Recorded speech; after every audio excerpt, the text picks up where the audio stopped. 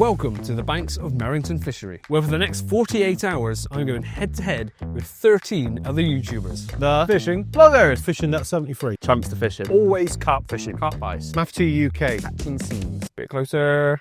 Stop. Back a bit. Stop. Bit closer. Step back a bit. Still have control over you. Carp King 71. Simon Jew carp fishing. Jedi Carper. Curly fisherman. Who will come out on top?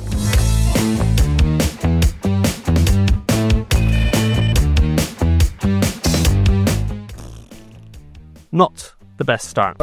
Here's an extra 5 keeping time. Oh, bollocks. 12. Which equated to dead last. There's no two ways about it. So I'm not in my preferred swim. I'm in the only swim that was left, which is peg number 6. I'll show you where I am in a second. But as you can see from the drone shots I'm showing you right now, I wanted to be in peg 7 or 8, which had a nice tree line. If not that, I wanted to be in either 1 and 2 or peg 15 and like a bay down there. And the rest is mainly open water with some bays. And that's where I've ended up being. I'm in peg 6, which is just to the right of the tree line, which to my left is Dean Watson. And to my right is the fishing bloggers, which is Hugh and Sean. So in front of me is just, well, this. A lot of open water, which isn't the end of the world. I think there's some bars out there which I need to check in a second. But at the moment, as you can see, it's going to overexpose. Squint. It's very sunny. It's 25 degrees. And that means, oh, I'll get there eventually. I'm still learning how to vlog. That means that I want to try and get one on the top, of course. Now, from talking to the owner and some of the regulars on here, it isn't typically a venue that many people surface fish. But I've got to say, when I've heard that before on a venue, it just was the motivation to try from on the top. The wind is on my back and pushing all the way across to the other side. So I'm going to start trickling in some dog biscuits close in, oil them up, see if I get anything on the top, because with 25 degree heat and sun, I could get them out on the deck straight away, but I'm not sure they're going to be there. I will take out the bait boat in a second. It's a bait boat venue on Lake Exclusives. I've got mine with me. And if you saw last week's video, you would have saw I'm suffering with tennis elbow at the moment. So the less casting I can get away with, the better. So that's why I'm going to be using it. And it's a nice way of getting the sonar out, checking what's in front of me, and seeing where I want to fish when I'm on the deck. But of course, throughout all of that, I'm going to be putting the mixers in and seeing if we can get them on the top. Also, let me know in the comment section if you're preferring this more vloggy style interlaced with my videos. I've had a few comments recently saying that they want my videos to be longer, a bit more vloggy, so that's exactly what I'm trying. If you want less of this waffle to the camera, let me know, and I'll cut it out a bit more. But for now, some of you seem to be enjoying the slightly longer form videos, more of my thought process, how I'm going about things, and that is what we're going to be doing on this trip. Hopefully we can get something. I haven't had my name on that trophy since 2013, 12 years ago, so maybe this year's the year, and I say that every year.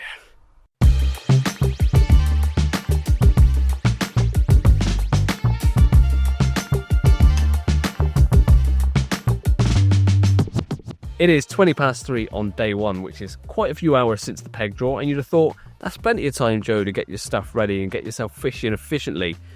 Yes, it is plenty of time, but I haven't used any of it to actually fish. I put some floaters out, kind of half-assed, to see if I can get some fish on the surface, and then I've just had a walk around the lake to see who's where, how everyone's getting on, and saying hello to everyone, because as much as I want to catch on this session, of course, it's very much a social, and that's the whole reason for us all getting together, is to see like-minded people that make videos throughout the year to get together and have a good old chinwag. So starting from peg 1 all the way through the lake, I will try and get everyone's names and channels correct. In pegs 1 and 2, we've joined them for this match is Darren.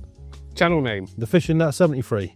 general location, Swindon. and your favourite upload on your channel. Probably the one I've just done with catfishing. I had 47 catfish in 48 hours. Then we move on to peg 3, who is Tom. Channel name, Chumps to fishing. general location, Wales. favourite upload on your channel. Amazon challenge. Peg 4 and 5 is Hugh. Sean. Channel name, The fishing bloggers. general location, Bristol. and your favourite Bristol upload. Ooh. The Bristol Docks. Oh, yeah. That's a good one. I'll go Thorpley, fishing bloggers, social, what? Dying. What the f*** you starting? You get it? I don't know, what? Then you got me in peg 6. Peg 7 is Dean Watson. Channel name, Always carp fishing. general location, Shropshire. And your favourite upload on your channel? Has to be the autopsy of a PVA bag. And then we move around to the other side of the lake is peg 8, which is Steve. Channel name? Carp Ice. General location? Salisbury. And favourite upload on your channel? Probably had to make a baiting pole. Pegs 9 and 10 is then Dave. Matt. Channel name? Math2 UK. General location? Lancaster. And favourite upload on your channel? Oh, that's a difficult one. Favourite upload on the channel? Oh, yeah, Hadrian's Wall. Then I think, I've lost count. 8, 9, 10, 11. I shouldn't have lost count when I got to 10. Peg 11 is then Ben. Channel name? Catching Scenes. General location? Gloucester. Favourite personal upload? One of the linear syndicate ones. How vague. Yeah. Peg 12 is Simon Jew. Channel name? Simon Jew Carp Fishing. General location? Isle of Wight. And favourite upload on your channel? Ooh. Probably the Swan Valley where I had 240s, even though not many people have watched it. Peg 13 is Chris Fennell. Channel name? Carp King 71. General location? Oxfordshire. Favourite upload on your channel? My favourite upload. Episode number 3. It's called because it's got my biggest views. Peg 14 is then Jed. Channel name? Jedi Carper. General location? Essex. Favourite upload on your channel? My bow repair France trip. Peg 15 is Callum. Channel name? Curly Fisherman. I think I'm curlier than you. But You definitely are. General location? Wiltshire. And your favourite upload on your channel? Esney's Quarry. That is who's here and what swim they're all in. So far, 1 carp has been caught for Darren, or from Darren, in pegs 1 and 2, which is actually one of my first choices of swim when we got here, because I like the idea of being tucked away in the corner. That's done the one and only fish so far. The only other thing to report is that Chris Fennell has been stung by a wasp. So that is everything up to speed. Now it is time for me to actually start getting sorted. The fish don't seem to be wanting to take in the mixers. I'm going to keep trickling them in intermittently, see if I can get them taken, especially this evening. I think if the wind drops off and it goes a bit more flat calm, I might have more of a chance of getting them on the top. But for now, I'm going to get the bait boat out, stick the sonar on, annoy those of you that think that's not fishing, and see if we can find some spots to fish for the day going ahead, into the night and the rest of the session. Of course, if I start seeing them take on the top, the floater gear's coming out.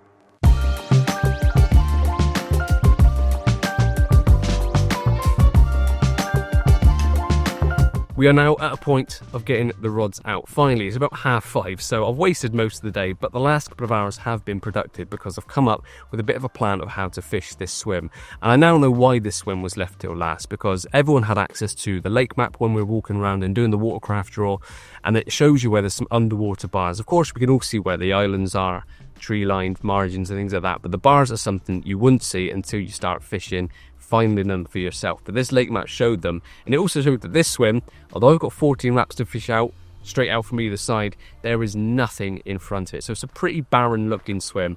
So I put the bait boat out anyway with the sonar on just to check for myself, and it confirmed it. All the way up to my boundary is flat, barren, nothing else out there. It goes down to about 6.5, maybe 7 foot at a push out in front of me. The margin shelves down to 5 foot after rod length or so, and then flattens off to 5 foot, and that's where it goes 5 all the way out to 6, 6.5, 7 out in front of me. So that does tell me something though, and that if I want to make a feature, it's going to have to be man-made, and the only way to do that really is with bait. So I found a spot at about 12 wraps after putting the marker rod to use, after using the sonar, just to fine-tune where I wanted to fish, see if I could find anywhere that felt a bit cleaner than anywhere else. And at 12 wraps, which is easily short of my horizon marker, or boundary, sorry, it was slightly cleaner than anywhere else around it. So good as anything to go by, and a swim that has as little going for it as this one, that was something to work on. Once I found that spot, I loaded up the bait boat with quite a bit of bait, along with the lead from the marker rod on the clip, shipped it out to the spot, and I've got a little horizon marker of a dip in the tree, so I knew that exactly the direction I needed to go.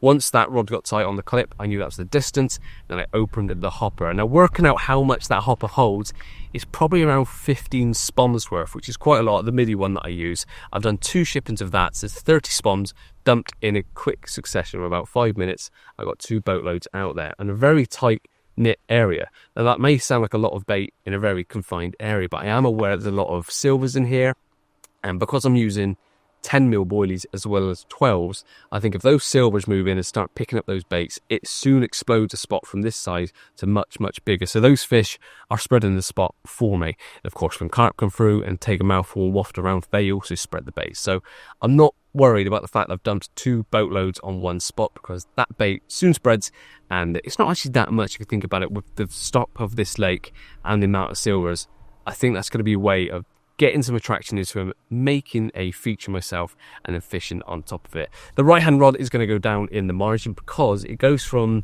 2.5, 3 foot. I could fish there, but it shelves off. I don't really want to be fishing on that slopey bit, and as soon as it gets about a rod and a half length out, it stops. It hits 5 foot and flattens off and goes straight out, where it goes to about 6.5, 7 foot out in the middle. So I think fishing right before it comes up could be a bit of a patrol route around the margin. So one close in with some bait on, one out far with quite a lot of bait and really tight knit little area, and we'll see what happens. My go-to setup is going to be the same as what I used last week. If you haven't watched Catch 22 Fish from Catch 22 Challenge, that was last week's video, and I used exactly this setup, same rigs and everything, only it's barbless on this venue. And I've also gone to my usual hook bait choice of a trimmed 15mm bottom bait, topped with a little pink cell quad to give it a bit of buoyancy, a little 3/8 stringer to cover the hook on the drop, my usual 5.5-inch Gemini Tidy Boom bottom bait presentation to a running lead clip setup. So you've got the initial hooking potential of the lead on the swivel, but once it shakes its head, that lead becomes running, and they find it really difficult to deal with that. So that's the setup going to be used on both rods. Time to get them out, time to get fishing, sit back, and I think I need a cider. It's been a long day of socialising, coming up with a plan, not actually fishing, which of course is why a lot of you have clicked to hopefully see me catch fish from a new venue. But I'm not going to do that when all the rods are just sitting against the bivvy like this.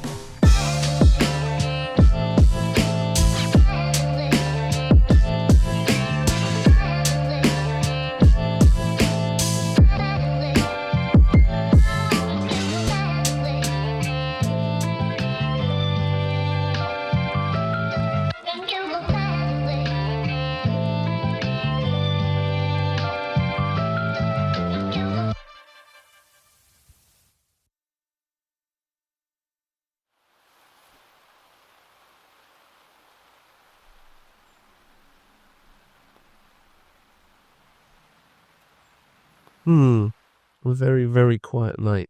I really don't know what he said at the end of that sentence. Didn't sleep too well last night. I don't think he knows what he said either. Oh. Feeling a bit more ready for the day now. Oh, right. Should we get started? Oh, what's this? It just woke me up. Holy is a much healthier soft drink alternative to most of the energy drinks that are on the market because there's no sugar, no taurine, no nastiness, no artificial colours and flavourings. It's just 500ml of water and your chosen flavouring. And they couldn't be simpler to make. Add 500ml to your shaker, place the shaker down, get your chosen flavour, tip it into your spawn, and cast it into your shaker. And when that inevitably goes wrong, here's the proper way of doing it. Choose your favourite flavour, add 500ml to your shaker, shake it up, and you're good to go. If energy drink isn't your thing, don't worry, because Holy also offer iced teas and hydration drinks, so there's something for everyone. And if you're unsure as to which flavours you'd like, then maybe the Starter Set Deluxe is for you, because it comes with 42 of their best-selling flavourings across all the range of hydrations, iced teas, and energy drinks. Plus, it comes with a free shaker like this one. If you want to get involved and save a bit of money in the process, then use my codes as well. Code MBF5 gives you £5 off your first order, and MBF gives you 10% off all orders after that. Cheers, Holy. Now, let's try and catch a fish.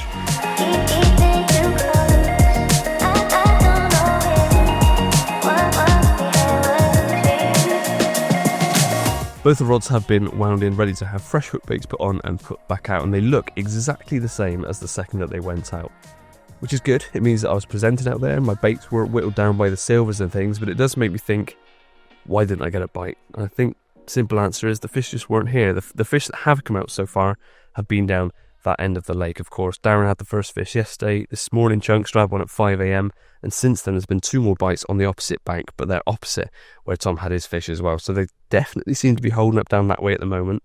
They've been rolling down there, and in front of me there's the odd bubble and things like that, but not a lot to go on. So I think it's a case of getting the rods back out. That's all I can do. Whilst the sun's like this and it's nice and calm, start introducing the floaters again. Just see if I can get any kind of activity on the top, because that's all I can really do. I'm not going to be one of those that just sits behind motionless rods and hopes for the best. And I keep working the swim, keep working with what I've got, and see if we can make something happen.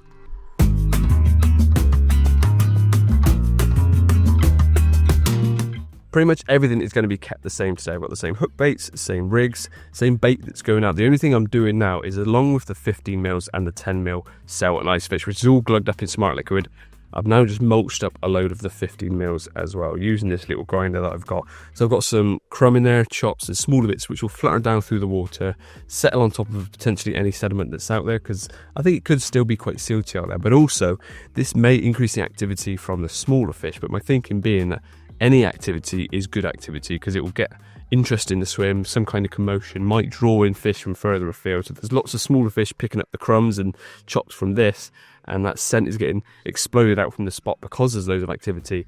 That can only be a good thing in drawing the fish in. So that's the only change I'm making on today. So chop, hole, 10 mil, 50 mil, and everything else is kept the same. Let's get the rods out.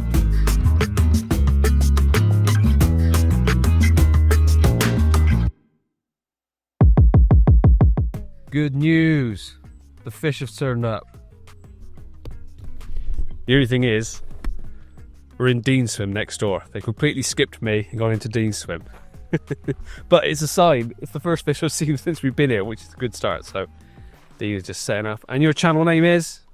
It's always carp fishing. Always. Always carp fishing. So going to be nice to see a fish in person on this session, even though it's not in my net. But it bodes well. If there's one fish up here, there's going to be more. I just wound in both rods because after hearing Sean next door say he didn't have a hook bait on, I thought, maybe I should check mine as well. And as you can see, my margin rod is as it was when it went out. So it's either not been visited or it's not getting pestered by little fish. But the rod out in the middle of the lake, with all the bait around it, has lost the bottom bait section of it because I'm using freezer bait. That's one of the rules here. That's what I use most of the time as well anyway. And the thing with freezer bait, it's often a lot softer, so if I just grab any of them, this is what I'm using, exactly the same as what I'm putting out. It's freebies, get it squeezed, they're really soft, so it's not taking much for fish to peck at that, break it down. So that, I don't know how long been like this, it's been sitting out there. That's like a little pink pop-up, so it's still been fishing for me. That pink pop-up will have sat up with the floss, but it's not ideal. So I have got some hardened hook baits in my bag. Some that I sort of dried a long time ago, if I can find them, in here. So these are much tougher hook baits for exactly this reason. They may not be the freshest, but it does mean that these won't get broken down because they are much, much firmer. So that's what I'm going to have to use as my hook baits and make sure that I'm still fishing efficiently with a whole hook bait. Put them back in there and get the rods back out before winding in for the social part of it this evening, where we're going up to the tackle shop cafe thing at the top to have food and a couple of drinks. But that's good to know. At least I was still kind of fishing, but not how I'd like to be. So fresh hook baits are going on, and then these are going straight back out.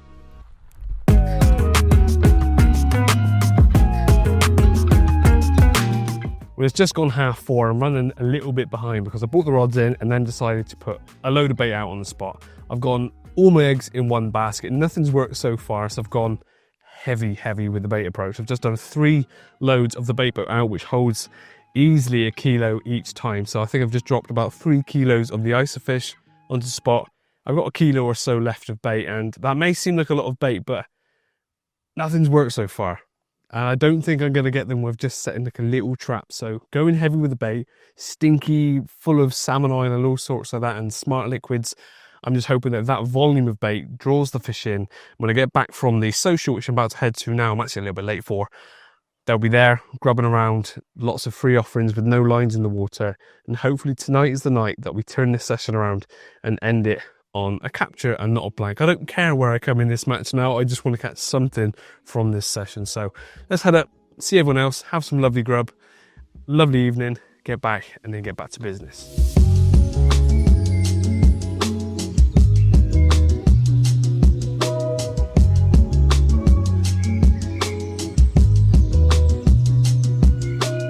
After a thoroughly enjoyable social and some lovely food, we each headed back to our swims, and I repeated the same process of before. Bait boat out, drop a load of bait, and hope for the best.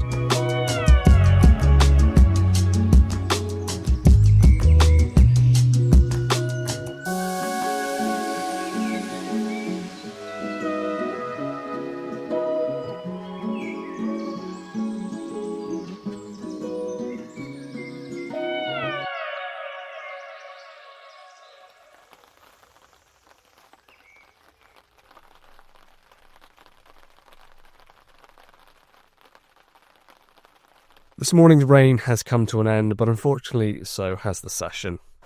I've eked it out as long as possible. The rods are still in, but we've all got to be in the car park in about 15 minutes, so they've got to come in. I've done everything I feel I could have done in this swim. Let me know in the comment section what you would have done if you were last and drawn, had a swim that had basically nothing in front of it. Some more fish have come out this morning though, so some people have caught. They've been predominantly from 2 swims down and further on, so despite the fact that Dave opposite had a fish yesterday, which is opposite me, and Dean had one right in the tree line, all the other bites have been from sort of halfway to the right of the lake from me, if that makes sense, down into the bay. And it just seems like they haven't wanted to shift. And yesterday, as you know, I tried most of the day trying to get them on the top. I was consistently putting out mix. I got through half a bucket or so of soaked up mixers.